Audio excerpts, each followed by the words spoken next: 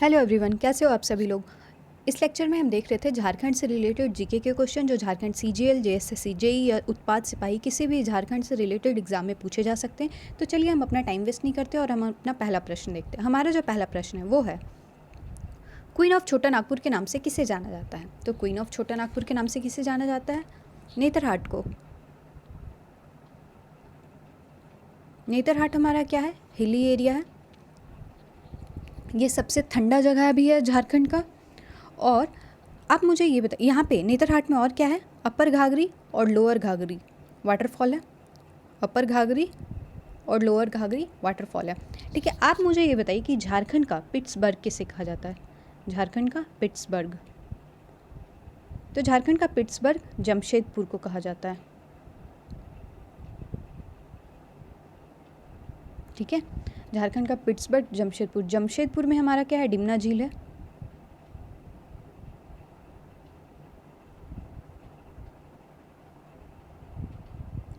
ठीक है, आप मुझे ये बताइए कि रांची में एक एंग्लो इंडियन गांव है। ठीक है, उसका नाम क्या है और उसकी स्थापना किसने की? तो रांची में हमारा एक एंग्लो इंडियन गांव है, उसका नाम क्या है? मैक्यूलिसगंज।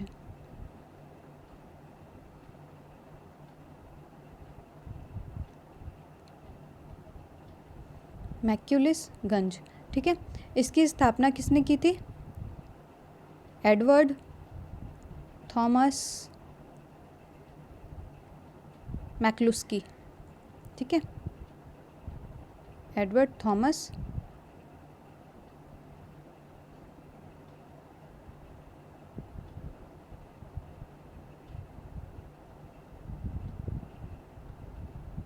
मैक्लुस्की। ठीक है, तो ये हमारे रांची स्थित एक एंग्लो इंडियन गांव है। अगला प्रश्न हम अपना देखते हैं, ग्रेफाइट का उत्पादन करने वाला झारखंड का सबसे बड़ा जिला कौन सा है? तो इसका जो सही जवाब होगा वो होगा पलामू। पलामू में चने की खेती भी बहुत अधिक होती है, चने की खेती के लिए भी जाना जाता है। और सर्वाधिक अनुसूचित जाति वाला भी जिला हमारा कौन सा है? पलामू। सर्वाधिक अनुसूचित जाति वाला जिला, अनुसूचित जात वाला जिला। ठीक है, और न्यूनतम प्रतिशत अनुसूचित जाति वाला जिला हमारा कौन सा है? पाकुड़। ध्यान से सुनिएगा, न्यूनतम प्रतिशत अनुसूचित जाति वाला जिला पाकुड़ है हमारा। ठीक है, अगला प्रश्न हम अपना देखते हैं, एशिया का सबसे बड़ा इस्पात कारखाना किस शहर में स्थित है? तो कौन से शहर में? ये झारखंड के बोकारो में है। बोकारो को क्या कहते हैं? Bokaro steel city.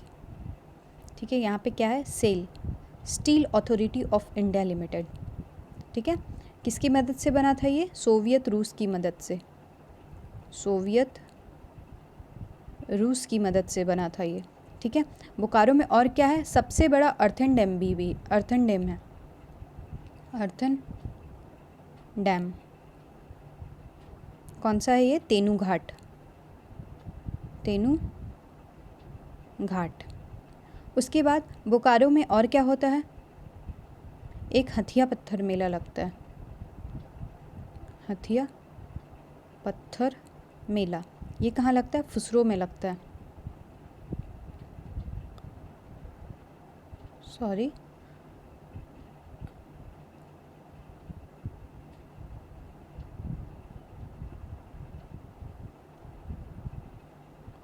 फुसरो में लगता है। ठीक है, उसके बाद बोकारो में और क्या है? एशिया का सबसे बड़ा कोल वाशरी है।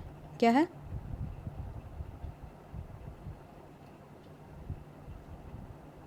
एशिया का सबसे बड़ा है ये। कौन से जगह पे है ये? कौन से जगह पे बताइए? करगाली।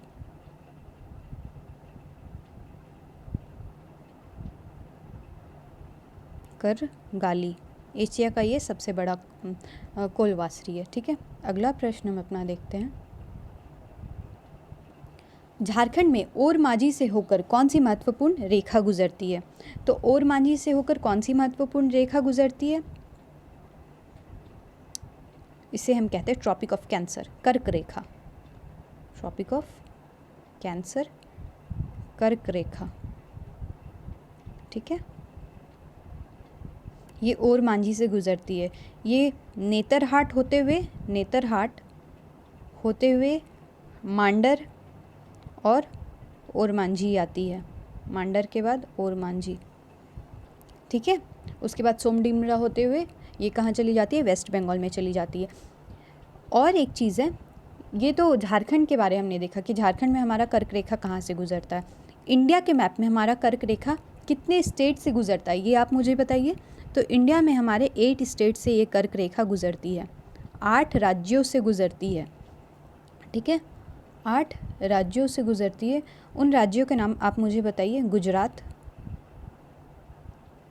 गुजरात के बाद राजस्थान के बाद मध्य प्रदेश के बाद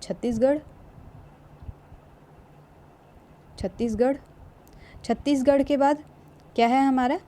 छत्तीसगढ़ के बाद हमारी झारखंड के बाद वेस्ट बंगाल के बाद त्रिपुरा और त्रिपुरा के बाद मिज़ोरम। तो एक बार एग्ज़ाम में ऐसा क्वेश्चन पूछ दिया गया था, क्या आसाम से ये गुजरती है? तो नहीं, आसाम से नहीं गुजरती है। 8 राज्य जो हमारे कौन कौन से? गुजरात, राजस्थान, मध्य प्रदेश, छत्तीसगढ़, झारखंड, वेस्ट बंगाल, त्रिपुरा और मिज़ोरम, ठीक है। और एक चीज़ है कर्क रेखा से जुड़ी हुई, ट्रॉपिक ऑफ कैंसर, मतलब कर्क रेखा memorial, tropic of cancer memorial Ormanjhi में इसका उद्घाटन किसने किया था? तो ये हमारी राष्ट्रपति श्रीमती द्रौपदी मुर्मू। अगर आप सीजीएल की तैयारी कर रहे हैं तो आप द्रौपदी मुर्मू जी के बारे ज़रूर पढ़िएगा, क्योंकि ये हमारी झारखंड की पूर्व गवर्नर भी थी। ये लॉन्गेस्ट सर्विंग झारखंड की गवर्नर थी, सबसे लंबे समय तक रही थी झारखंड में।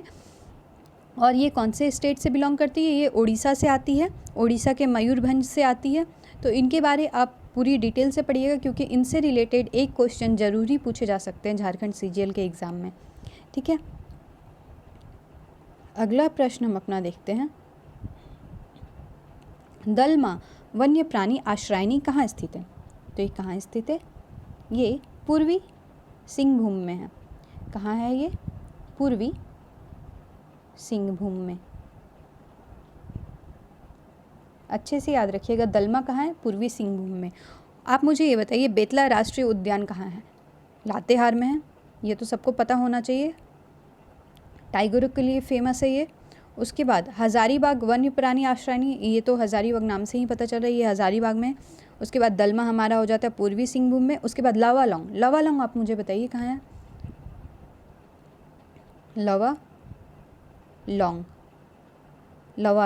लावालौंग कहाँ पे? चतरा में हमारा क्या है? कौलेश्वरी माता मंदिर। चतरा में हमारा बौद्ध क्या है? भद्रकाली मंदिर भी है, जहाँ पे बौद्ध स्तूपा है। उन्हें क्या कहा जाता है? मनौती के नाम से भी जाना जाता है, पिछले लेक्चर में हमने देखा था। उसके बाद पारसनाथ वन्य प्राणी आश्रयनी कहाँ है? गिरिडीह में है, पारसनाथ पहाड़ है हमारा। राजमहल पक्षी आश्रयनी, ये कहाँ है? राजमहल पक्षी आश्रयनी, ये कहाँ है? साहिबगंज में, ठीक है, साहिबगंज में। उसके बाद आप मुझे बताइए उधवा और पालकोट, ये कहाँ पे है?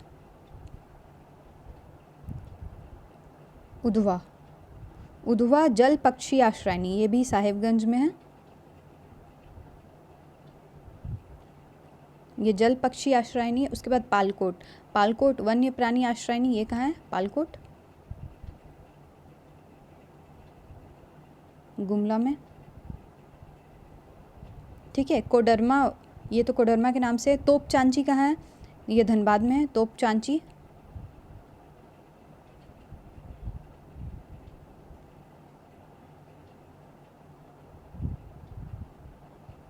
धनबाद में। उसके बाद महुआ टाड़, ये लातेहार में। पलामू वाला भी लातेहार में। गौतम बुद्ध, हाँ ये बताइए आप मुझे, गौतम बुद्ध कहाँ पे? गौतम बुद्ध अभयारण्य, शायद ये हमने पिछले लेक्चर में भी देखा था। गौतम बुद्ध अभयारण्य कहाँ पे? ये हमारा है कोडरमा में।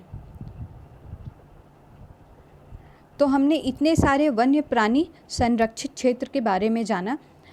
अगर आपको मेरी वीडियोस अच्छी लगती है तो इन्हें लाइक और सब्सक्राइब करना ना भूलें, ताकि मैं ऐसे ही लेक्चर और लाते रहूं और झारखंड से रिलेटेड आपकी नॉलेज बढ़ती रहे। तो अगले क्लास में हम झारखंड से रिलेटेड और भी बहुत सारी चीज़ें देखेंगे। अभी इतने के लिए धन्यवाद।